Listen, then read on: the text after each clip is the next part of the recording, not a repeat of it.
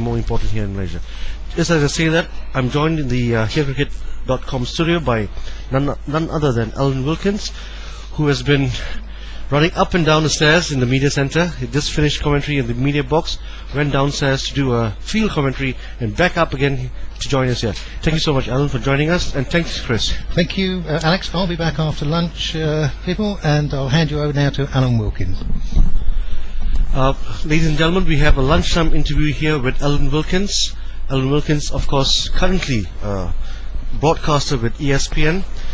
Broadcaster extraordinaire, I must say, versatile, one of the most versatile broadcasters I've ever seen. Alan, welcome to herecricket.com. It's nice to be here, and it's the first time, of course, that in this part of the woods that we've heard from Here Cricket, and I think you're doing a great job in terms of getting the message through to everyone that there's a great tournament taking place. Thank you, Alan. Well, as you know, Alan, herecricket.com we've got a tagline: is by the fans for the fans. Bunch of amateurs like us, not trying to compete, of course, with people like you. We're just trying to supplement what you're doing. Well, I think when it comes to broadcasting, and it's not just television and radio now. As you know, this entire operation, there's so many different forms of broadcasting that it's a huge field. And so I don't think the days where people used to come through the BBC. I mean, I had 12 years with the BBC, and it came through that medium. I think it changes, and whoever. If you've got time and a passion for the game, I think those are the two big things. And obviously there's some training that goes in, but I think that if you've got the passion for it, and obviously you have, and I know that a number of the herecricket.com people, Stephen Blow, for instance, who puts so much time into cricket, junior cricket at Singapore Cricket Club, where we're both members, he's got time and he's got passion. Well, he makes time because he's got that passion. So it's great to have you on board. Thank you, Alan. Thank you, Alan. Talking about Singapore Cricket Club, I mean, I'm a member of the Royal Siam Club, and we were down 2 years ago. We had a game. I know. In support, and I think you got me out, didn't you? No, it wasn't me. It wasn't me, Alan. But speaking of club sides in this part of the region, Alan, what are your observations of the club sides, like Singapore Cricket Club, Royal Siam Club?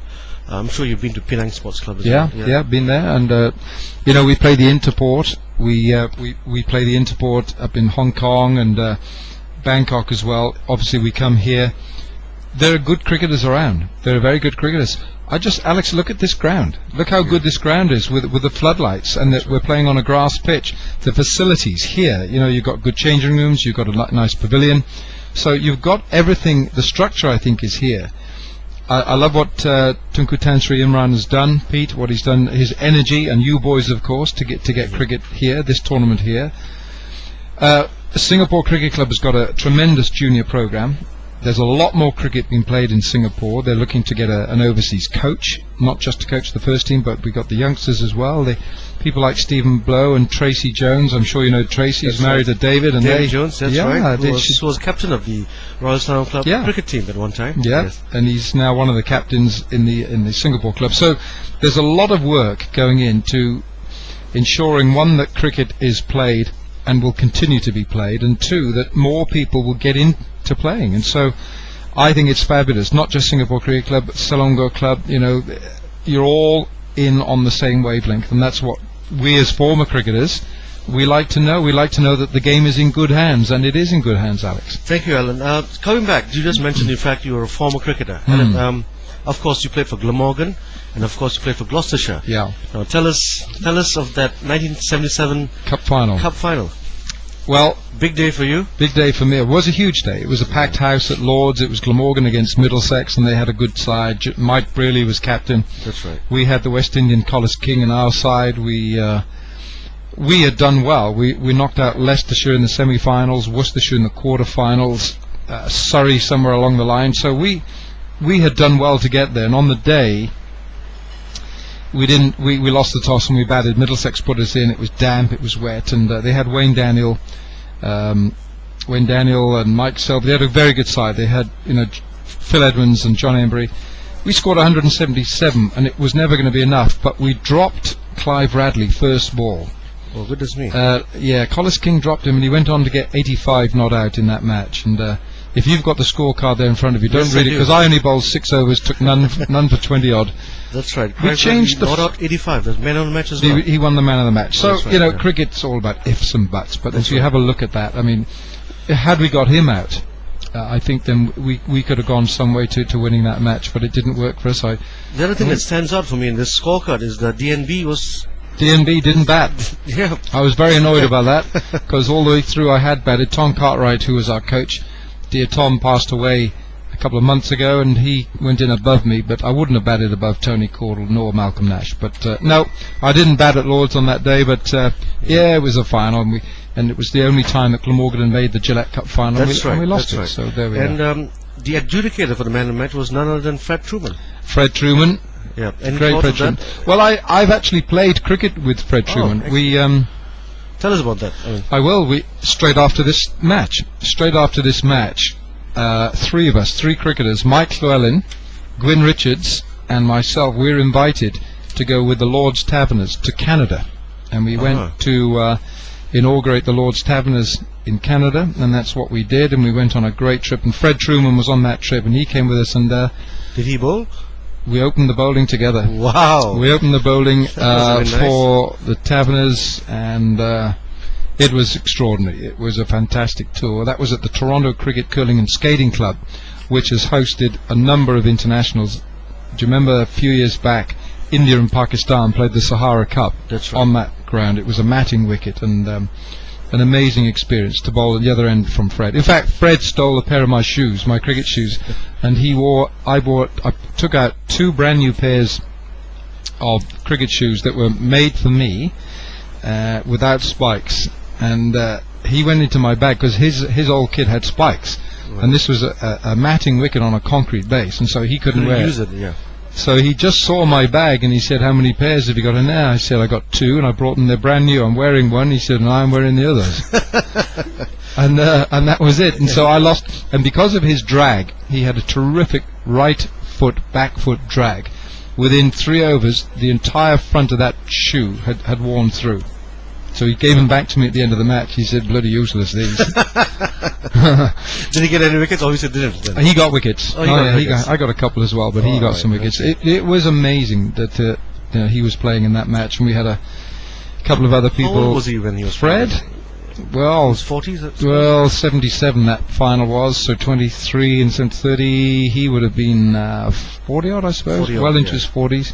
But he was just a raconteur, and he was just, he told stories. He had an audience wherever we went. And Colin Milburn was on that trip as well. Colin Milburn. It was a great memory. A really good. It was a really, really good tour. Talking about taking wickets, Ellen, I'll bring you back to your best performance ever in Lancashire. Yeah, against Lancashire, against Gloucestershire, played Yeah. at Old Trafford. Old Trafford. And you took 8 wickets for 57 runs. Yeah, 26. I bowled those overs on the trot. I didn't have a break. Well, All 26.5. 26.5, and I bowled from morning, had lunch, and then bowled through the afternoon. Amazing story, Ellen. Well, and their figures, in fact, would have been a bit better than that, other than the fact that you see Michael Holding here came in That's right. and got 32. I was on for about 8 for 20 at the time, and he damaged my figures. But I mean, this was, and you'll see here that Mike Whitney was a bowler as well. Mike Whitney was the That's left-arm quick Australian bowler who played against England. he got the first wicket, did he? He got the first wicket. No, I actually got the first wicket. I Right, think it was Graham Fowler. But yeah, that was 1981, wasn't it? Towards the end of the That's season. right. Yeah, And, it was a good days. Good days. When television was in black and white, I think. Still proud of. I'm sure he's still proud of that. 8-4. Not many people get an 8-4. Well, 8 for 57. Yeah, I remember we went out and had a few drinks that night. I think I think the game was a draw. It was a draw. But the photograph in the paper the next day was not of me taking any wickets. It was in the Telegraph. Was with the 2 photographs, Mike Whitney and myself batting. And I think you'll find that Michael Holding accounted for us rather easily. He took a 6 for 74, and I think he got the prize scalps of Wilkins and Whitney. Here we are, Holding. 1-0. And the picture in the paper the next day was me sort of not very far forward, and my off stump was flying. It was 12 feet behind me. You obviously did not have a good relationship with the media then. No. Now, talking about media now, I mean, you've been everywhere, literally. I mean, you've been in Australia covering the Australian Open as well, the tennis, Wimbledon as well. You do tennis as well, and I love tennis. And tell us a bit. I mean, how you got involved in tennis commentary. That was, I had done 2 Wimbledons. I've done 11 now, and I did 2 Wimbledon, 93 and 95 for the SABC, South Africa Broadcasting Corporation. I used to live over there, and then I went back to BBC and joined the BBC. I had 12 years with BBC, and I had done these 2 tennis tournaments, Wimbledon 93 and 95, and I was looking for things to change, and my association with this part of the world started in 96, where I was invited by TWI IMG to come into to go to India to commentate on the India-Sri Lanka series. But before that, it was the India tour of England at Lord's, and so one thing led to another. And the company ESPN and Star Sports, they said, yeah, we quite like some of your stuff. What's your tennis like? And I said, oh, it's fantastic. And I said, why? They said, well, we'd need someone to go to Wimbledon. So I said, well, I'm your man. I live just down the road. Well, I lived about 150 miles down the road, down Cardiff and London. So I said, no, it's just a stone's throw for me. And the guy who was talking to me was an Aussie who'd lived in London, Rick Dovey, and he was a great man, Superman. He's gone back to Sky now. And I said, well, look, I'd love to do it. And he said, right, okay, you're our man, and I've done it ever since. And of course, I've got this wonderful friendship and relationship with Vijay Amritraj, who has become such a that's why the 2 of you gel really well. It's very difficult not to become friendly with Vijay, because he's such a magnanimous person. He's such a lovely man who gives so much, and so that tennis started, and long may it continue. Keep fingers crossed that it does. Coming back to your cricket days, I mean, you played for Glamorgan, then you went to Gloucestershire. Yeah. And I noticed, read somewhere that you actually played cricket in South Africa as well. Yes, I played for Northern Transvaal, which is now called Northerns or Titans. Right. But and in fact, my first wicket in Currie Cup was Chris Wilkins, no relation. Right. And that was against a very good Natal side that included Barry Richards, Vince van der Bijl, Chris Wilkins was a good side, and that was Northerns. And in fact, one of the cricketers who is looking after this South African under-19 team here today, Anton Ferreira, who played for Warwickshire with distinction, he is coaching, and he was in that side as well. So to see, cricket's a bit of a roundabout, and we all jump off it and get on it, and we see each other. And it's the first time I've seen Yogi Ferreira it's about 4 months, because I saw him in South Africa during the 2020. But before that, many years had lapsed. So it's been good to... Coming back to today's game, Alan, I mean, I just noticed out there, and also from the team list, so many non-white players in the South African under-19 squad. That's the way things are going, it appears. It has to. It's the natural development of the country and of the department of the Minister of Sport, and the policies that have been laid down. They're trying to go on the right path, and that's as simple as that. I thought there might have been a few more, in fact. That's my view on it. I know that in the early days, and Dr. Ali Bacher was a good friend and still is, the energy and the amount of time that he put into launching what was then Quick Cricket was sponsored by Baker's Biscuits in those days, was quite phenomenal. They went into the townships, and of course townships are still there, but it's changing. Life has totally changed there, and rightly so. And so now you've got young cricketers coming through, whether they be Indian or whether they come from Soweto. It doesn't matter, and it doesn't matter with the colour of your skin either. It doesn't. So to see these youngsters coming through, and you watch some of these boys. Oh, they're fantastic, aren't they? They can play, and I think they certainly can play. I mean, well, what's coming through in this side? I think the South African side has got a lot of talent. You watch them in the field. I think we've got a great contest on here, by the way, 222 by the West Indies. Depends how they get off, how the South Africans got to get a good start, but I think that's a very defendable target on this pitch. It certainly is. I think a par for this, well, we talked to a lot of people here, they say par on this ground is about 230. So I think West Indies is quite close to that, and I think they've definitely got something to defend. Keeps a bit slower and lower, doesn't it? It certainly does, especially in this end. For some reason or other, I noticed this over the years, is that the pavilion end tends to keep lower than the other side. I'm not sure why, but you can ask the groundsman There's that. a little bit of a slope, but I don't think that's much. I think it's a lovely ground. Yeah. I'm looking forward to seeing the later matches when we'll have the lights on. But I want to ask you a question about here cricket. Yes. Are you getting feedback from people who have you had feedback from people who are we've had a chat room going for the last few days, right? but don't read this one. We had to pull it out because we had a naughty boy out there, and Right, okay. who we had to filter it now. But Yep. it's been great. It's been absolutely great. We've been getting So you've got interaction with people. live interaction going on, live chat room going on, and we had people from all around the world, from China, from Toronto, from Australia, from America, Nepal. Loads of people from Nepal. So that's brilliant. And you say you've had people from Canada as well. Toronto, yes. Oh, Yes, excellent. I mean, yes. well, So- you see, that for instance now, that is the role that you are doing. That's right, yeah. You see, it's a multimedia platform now, broadcasting. It's not just radio and television. This is crucial. This is for people now who, who won't pick up the signal on satellite, the television right. signal. So you've got that. Yes, look, Alex, you're going to get the occasional nutter. We work with some of them, but you're going to work, but you're going to get that one. You're going to get that. But generally, I think you're going to get people who are interested, and you're doing a fantastic service. No, I mean, a lot of these guys who have been on the chat room actually know the cricket as well. Yeah. And that's what I've noticed over the last few days. So if I was in Colombo, or if I was in Vancouver, do I just type in herecricket.com? That's right. That's you all go you do. to herecricket.com and you're on. And you just go to our live page, and you get on. It's brilliant, isn't it? Well, we've got a computer here which is live, and we can just take you to herecricket.com, and I'll just try to get this on now. Let's see, herecricket.com. Here we go. That's wonderful. Yep. Sorry, as I'm doing this, I'm actually getting on the computer with Alan Wilkins. Very good. And just showing him how to get on live. And you just go to the live page and you get on.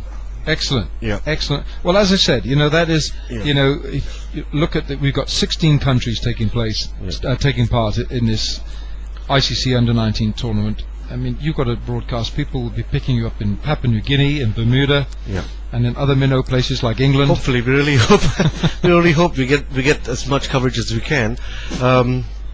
Excellent. Well, we actually started off last year. We kicked off last year, and we did the ACC 2020 Cup in Kuwait.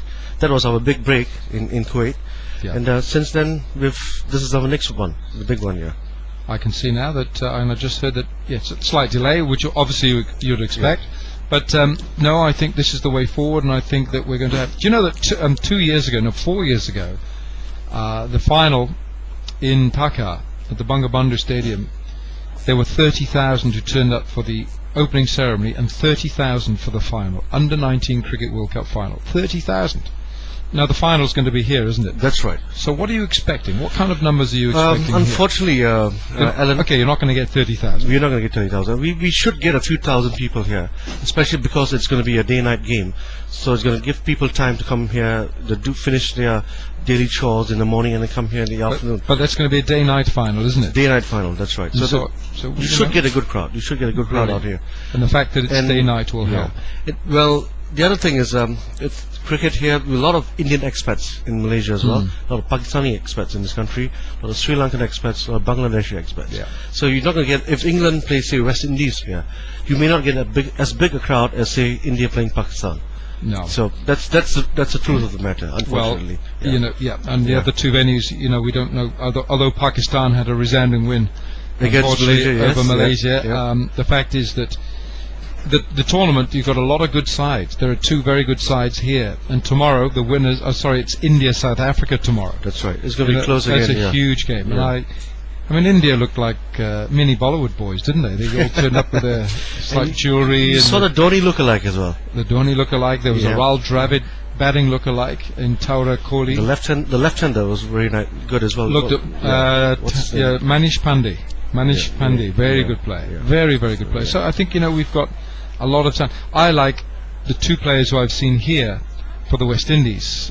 Kieran Powell, who has already played Stamford 2020 cricket in the West Indies, and Bharat, the opening bat, who has already scored 2 first-class centuries for Trinidad in his career, and he's played with Brian Lara, and here he is at 18 years of age, or 19, just 19. So to have that experience and to take that on, I think a couple of boys here will be playing West Indies national team, I would say within a year, within 24 months.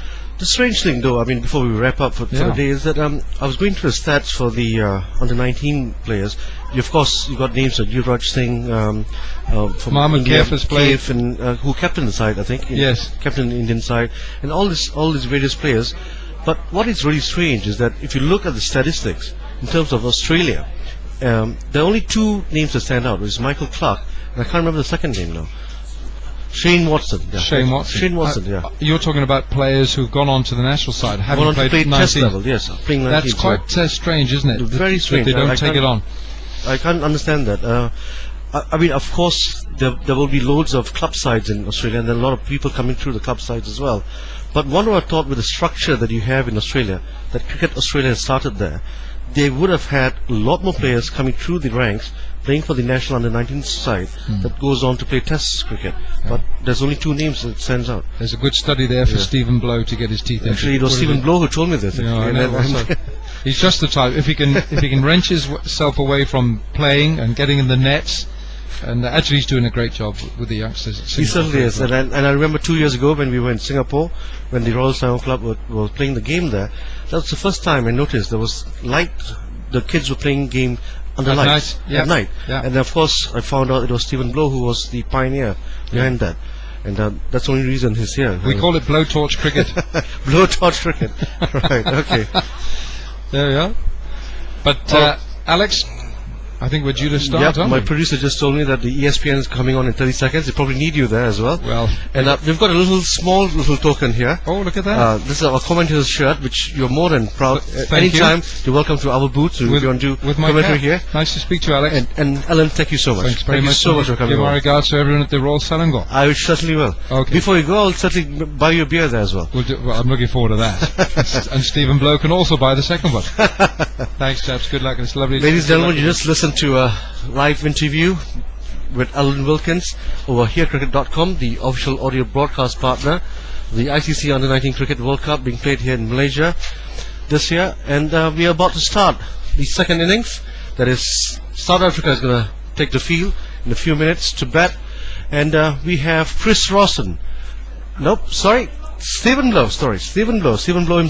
Stephen Blow coming on with Karu Silvaratnam. Karu Silvaratnam is, of course, the Vice President of the Royal Selangor, has been mentioned a few times, the current Vice President of Royal Selangor Club, and a previous captain of the Malaysian cricket team.